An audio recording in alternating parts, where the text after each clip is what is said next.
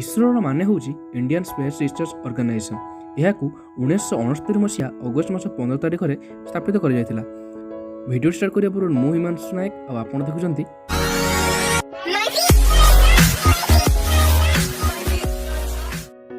ବିକ୍ରମ ସାରାଭାଇଙ୍କୁ ଇସ୍ରୋର ପିତା କୁହାଯାଏ। ବେଙ୍ଗାଲୁରୁରେ ଇସ୍ରୋର ହେଡକ୍ୱାର୍ଟର ଅଛି। ଡକ୍ଟର କେ ଶିବମ୍ ଏବେର ଇସ୍ରୋର CEO ଅଛନ୍ତି। 17,009 ଜଣ ୱାର୍କର୍ସ ଏବେ ଇସ୍ରୋରେ କାମ କରୁଛନ୍ତି। ଆଉ ଇସ୍ରୋର ବଜେଟ୍ ଏବେ 2 ବିଲିୟନ୍ ଅଛି। କମ୍ ଖର୍ଚ୍ଚରେ ପ୍ରୋଜେକ୍ଟ କରି ଇସ୍ରୋ ବିଶ୍ୱରେ ପ୍ରସିଦ୍ଧ ହୋଇପାରିଛି।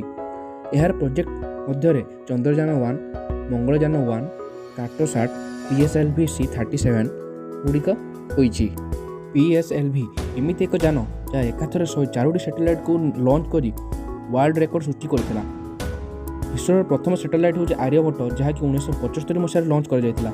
22 ଅକ୍ଟୋବର 2008ରେ ଚନ୍ଦ୍ରଯାନ 1 ଚନ୍ଦ୍ରରେ ପାଣି ଅଛି ବୋଲି ଅନୁସନ୍ଧାନ କରି ସମଗ୍ର ବିଶ୍ୱକୁ ଚକିତ କରିଦେଇଥିଲା। 5 ନଭେମ୍ବର 2013ରେ ମଙ୍ଗଳଯାନ 1କୁ ଲଞ୍ଚ କରାଯାଇଥିଲା, ଯାହାକି ପ୍ରଥମ ପ୍ରଚେଷ୍ଟାରେ ହିଁ ମଙ୍ଗଳ ଗ୍ରହରେ ପହଞ୍ଚି ପାରିଥିଲା। ଯାହାର ବଜେଟ୍ ଥିଲା ଓନ୍ଲି 74 ମିଲିୟନ୍, ଯାହାକି ହଲିଉଡ୍ ମୁଭି ଗ୍ୟାଲେକ୍ସି 2 ବା ଷ୍ଟାର ୱାର୍ସ ବହୁତ ହି କମ୍। ଇସ୍ରୋ ପାଖରେ ଥିବା ଲଞ୍ଚିଂ ଭେହିକିଲ୍ସ ଗୁଡ଼ିକ ହେଉଛି SLV, PSLV, GSLV। ଫ୍ୟୁଚରରେ ଥିବା ଇସ୍ରୋର ପ୍ରୋଜେକ୍ଟ ଗୁଡ଼ିକ ମଧ୍ୟରୁ ଚନ୍ଦ୍ରଯାନ 2, ମଙ୍ଗଳଯାନ 2, ଆଦିତ୍ୟ L1, ଶୁକ୍ରଯାନ 1 ସ୍ଥାନିତ ପାଇଛି। ଭିଡ଼ିଓଟି ଭଲ ଲାଗିଲେ ଲାଇକ୍, ସେୟାର, କମେଣ୍ଟ କରନ୍ତୁ। ଏଭଳି ନୂଆ ନୂଆ ଭିଡ଼ିଓ ଦେଖିବା ପାଇଁ ଆମ ଚ୍ୟାନେଲକୁ ସବସ୍କ୍ରାଇବ୍ କରନ୍ତୁ।